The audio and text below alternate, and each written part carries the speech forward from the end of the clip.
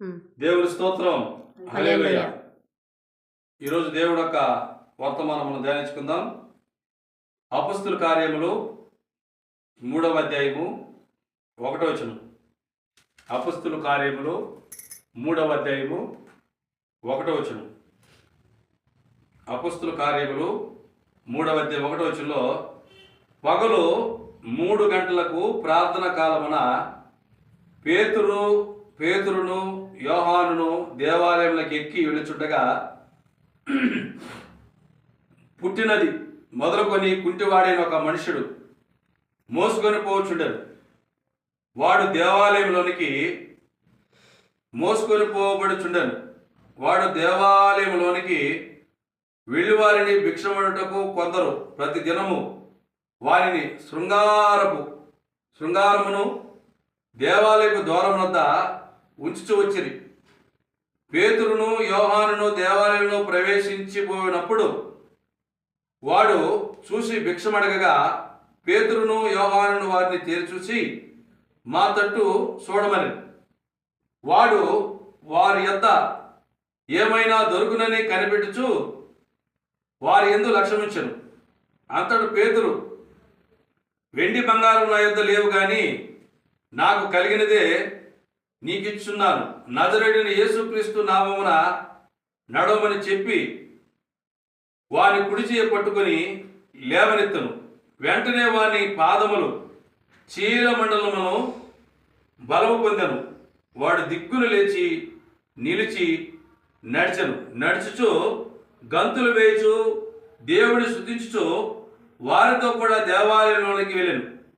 వాడు నడుచుచు దేవుని స్తుతించుట ప్రజలందరిని చూసి శృంగారమున దేవాలయపు ద్వారం వద్ద భిక్షము కొరకు కూర్చుండిన వాడు వీడే అని గుర్తెరిగి వానికి జరిగిందని చూసి విస్మయంతో నిండి పరవశులైరి. దేవుని స్తోత్రం. హల్లెలూయా. చూసావా, యేసు ప్రభువారు నామమున అంటే పేతురు యోహాను వీళ్ళు ఆ యెరూషలేము దేవాలయంలోనికి ప్రవేశించేటప్పుడు అక్కడ ఒక భిక్షగాడు ఆ భిక్ష అడుకుంటాడు అనమాట. ఎక్కడంటే దేవాలయము ద్వారమున ఆ భిక్షగాడిని కూర్చొని పెట్టి భిక్షం ఎత్తుకుంటూ ఉంటాడు.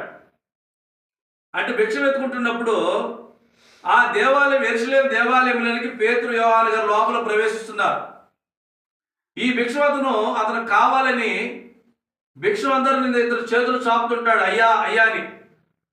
అప్పుడు వెళ్ళే వాళ్ళు ఏదో వేస్తుంటారు, కానుకోలేక అతనికి ఏదో ఒకటి వేస్తున్నప్పుడు పేతురు యోహాను గారు లోపలికి వెళ్తున్నప్పుడు అలా అడిగినప్పుడు పేతురు యోహాను మా తట్టు చూడు అని అన్నారు. చూసినప్పుడు ఆ భిక్షగాడు ఏమనుకున్నాడంటే వీళ్ళు ఏదో దొరకొద్ది, ఏదో డబ్బులు ఇస్తారు లేకుంటే ఇంకేదన్నా ఆహారం ఇస్తారు అని చూసినప్పుడు పేతురు గారు అన్నారు, మా దగ్గర వెండి బంగారం లేదు కానీ ఏదో మాకు కలిగినది. చూసావా, ఎండి బంగారం మా యొక్క లేదు కానీ మాకు కలిగినది నీకు ఇచ్చున్నానని చెప్పి పేతురు గారు ఏమన్నారంటే, నజరేయుడైన యేసుక్రీస్తు నామములో నడవమని చెప్పి వాని కుడి చేయ పట్టుకొని లేవనెత్తును. వెంటనే వాని పాదములను చీలమండలమును బలము పొందెను. వాడు దిక్కును లేచి నిలిచి నడుచుచు గంతులు వేయచు దేవుని స్తుతించుచు వారితో కూడా దేవాలయంలోనికి వెళ్ళాను. దేవుని స్తోత్రం. పేతురు గారు అంటున్నాడు, మా దగ్గర ఎండి బంగారం ఏమి లేవు, ఏదో మాకు కలిగినది నీకు ఇస్తున్నాని. యేసుక్రీస్తు నామములో లేచి నడుమని కుడి చేయి పట్టుకున్నప్పుడు అతనికి కుడి చెయ్య పట్టుకుని లేవనెత్తుడు. వెంటనే అతని పాదములు చీలమండలం నుండి బలము కలిగి దిగ్గును లేచి నడుచుచు దేవునిని గంతులు వేసి దేవుడు స్తుతిస్తున్నాడు అనమాట. ఎలాంటి వాడు ఇతను? పుట్టుకతోనే కుంటివాడు. అతను పుట్టుకతోనే పుట్టినది మొదలుకొని కుంటివాడైన ఒక మనుష్యుడు అని అన్నారు. అతను రోజు దేవాలయానికి మోసుకొస్తారు, దేవాలయంలో పెడతారు. ఆ భిక్షమంతా ఎత్తుకున్న తర్వాత మరలా సాయంత్రం అయిపోయిన వాళ్ళు తీసుకెళ్తారు. అంటే శృంగారముగా, అంటే ఆ దేవాలయం ముందు గుమ్మముకు లోపలికి వెళ్ళే ముందు శృంగారముగా అంటే ఒక భిక్షగాడిని అక్కడ కూర్చొని పెడతారనమాట. అలాంటి సందర్భంలో పేతురు గారు యోహాను గారు ఆ బయలుదేరి లోపలికి వెళ్తుంటే ఎంతో కాలం ఏంటంటే పుట్టిన మొదలుకుని పాపం కుంటివాడుకున్నాడు, ఏమీ నడవలేడు చేయలేడు. అంటే ఒక వ్యక్తిని తీసుకెళ్ళి అక్కడ కూర్చొని పెట్టి భిక్ష పడుకుని మళ్ళీ తీసుకెళ్తారు. అలా జరుగుతుంది. ఆ సమయంలో పేతురు గారు యోహాను గారు ఇద్దరు కలిసి దేవాలయం యెరూషలేము దేవాలయం లోపలికి వెళ్తున్నప్పుడు అతను చూసి మా తట్టు చూడమనింటే అతను ఏదో దొరకదని చూశాడు, కానీ ఇలా ఊహించుకోలేదు అన్నమాట. అంటే యేసుక్రీస్తు నామములో అంత శక్తి ఉన్నది. పుట్టిన మొదలుకొని కుంటివాడిని ఏమన్నారు? యేసుక్రీస్తు నామములో లేచి నడుము అనగానే ఆ కుంటి కాళ్ళు రెండు చీలమండలు, అంటే అరికాలు మొదలుకొని శరీరం అంతా కూడా కాళ్ళకి అంతటికి ఎంతవరకు ఉండే పాదములు కాళ్ళు మంచి బలం పొంది దిగ్గులేసి నడిచి గంతులేస్తూ దేవుడు స్తుతిస్తున్నాడు అనమాట. దేవుని స్తోత్రం, హల్లెలూయా. అప్పుడు వాళ్ళు అడుగుతున్న అక్కడ ఉన్న వాళ్ళందరూ చూస్తున్నారు అనమాట. ఏమని చూస్తూ 11 వచనం, వాడు పేతురును యోహానును పట్టుకొని ఉండగా ప్రజలందరూ విస్మయం పొంది సొలొమోను మండపములో ఉన్న వాని ఎద్దకు గుంపులుగా పరిగెత్తి వచ్చిరి.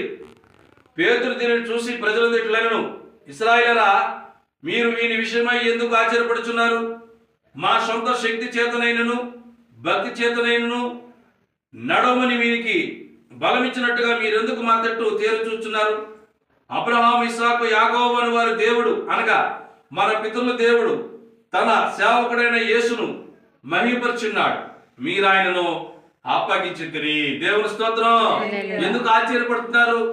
ఎందుకు మీరు ఆశ్చర్యంగా చూస్తున్నారు, విభ్రాంతి పొందుతున్నారు? ఇది మా శక్తి కొలత చేయలేదు. యేసుక్రీస్తు నామములో, మా సొంత శక్తి కానీ సొంత బలంతో చేయలేదు. యేసుక్రీస్తు అనే నామములో చేశాం.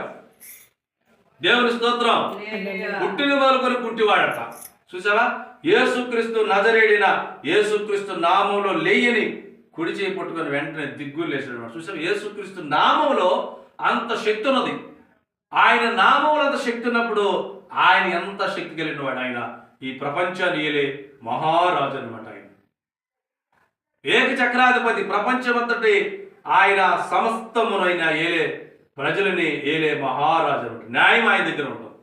దేవుని స్తోత్రం, హల్లెలూయా.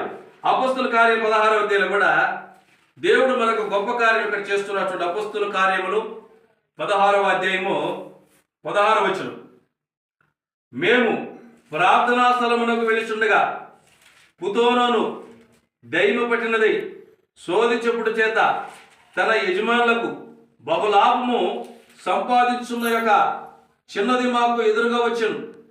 ఆమె పౌలను మమ్మును వెంబడించి, ఈ మనుషులు సర్వోన్నతుడైన దేవుని దాసులు, వీరు మీకు రక్షణ మార్గము ప్రచురించు వారై ఉన్నారని కేక వేసి చెప్పాను. ఆమె ఇలాగా అనేక దినములు చేయుచుండెను గనుక పౌలు వ్యాకుల పడి దాని వైపు తిరిగి, నువ్వు ఈమెని వదిలిపోమని యేసుక్రీస్తు నామములో ఆజ్ఞాపించున్నానని ఆ దెయ్యముతో చెప్పాను. వెంటనే అది ఆమెను విడిచి వదిలిపోయాను. దేవుని స్తోత్రం, హల్లెలూయా. అక్కడ పేతురు గారు పుట్టినది మొదలుకొని కుంటివాడు ఉన్నవాడిని యేసుక్రీస్తు నామములో, నజరేయుడైన యేసుక్రీస్తు నామములో లేచి నడుమనగానే వెంటనే లేచి నడిచాడు. నడుచుకుంటూ గంతులు వేస్తూ స్తుతిస్తూ దేవుడి నామాన్ని మహిమపరిచాడు. ఇక్కడ పుతోను అనబడినటువంటి ఒక స్త్రీ దెయ్యం పట్టినటువంటిది. అంటే సోది చెప్పేది దెయ్యం. ఇప్పుడు సోదరు చెప్తా ఉంటారు చాలా మంది. సోదరు చెప్పేది, మనుషులు చెప్పేది, దెయ్యం చెప్పే సోది అనమాట. అలాంటి సోది చెప్పే దెయ్యము ఒక చిన్నదానిలో ఉంది. ఆ చిన్నదాని చేత ఆ దెయ్యము ఆ చిన్నదానిలోకి వచ్చినప్పుడు సోది చెప్తుంటది. ఫలానా జరుగుతుంది, ఫలానా జరుగుతుంది, అది జరుగుతుంది, ఇది జరుగుతుంది, ఎట్లా చెప్పి ఆ సోదరు చెప్పించుకొని డబ్బులన్నీ తీసుకొని ఆ యజమానులు, అంటే ఈ అమ్మాయిని అట్లా పెట్టుకొని ఈ అమ్మాయికి ఆ సోది చెప్పేది ఏమో ఈ అమ్మాయిలో ఉంది కాబట్టి ఈ అమ్మాయిని యజమాని దగ్గర ఉంచుకొని ఆ డబ్బులన్నీ ఆ లాభ సంపాదించుకుంటూ ఉన్నారన్నమాట. వచ్చిన వాళ్ళందరూ ఆ అమ్మాయి దగ్గరకు వచ్చేది సోది చెప్పించుకోవడం, ధనం ఇచ్చేయడం, వెళ్ళిపోవడం. అక్కడ యజమానులు ఈ అమ్మాయిని పెట్టుకున్న లాభం సంపాదించుకుంటూ ఉన్నారన్నమాట. ఆ చిన్నది ఈ అపొస్తలుడైనటువంటి యేసు ప్రభువు వారి శిష్యుడైనటువంటి పౌలు గారు ఎదురైంది. పౌలు గారికి ఎదురైనప్పుడు ఆమె పౌలును, మిమ్మల్ని వెంబడించి ఈ మనుషులు సర్వోన్నతులైన దేవుని దాసులు, వీరు మీకు రక్షణ మార్గం ప్రచురించిన వారైనారని కేక వేసి చెప్పిందట. దేవుని స్తోత్రం. హల్లెలూయా. చూసావా, దెయ్యాలు కూడా యేసు ప్రభు వారి నామం చెప్తాయి. వీళ్ళు సర్వోన్నతుడైన దేవుడు దాసులు, వీళ్ళు మీకు రక్షణ మార్గం చూపిస్తారు. అంటే మరి దెయ్యం రక్షణ మార్గం చూపిస్తుందా? చూసావా, దెయ్యమే మాట్లాడుతుంది, సోది చెప్పేది.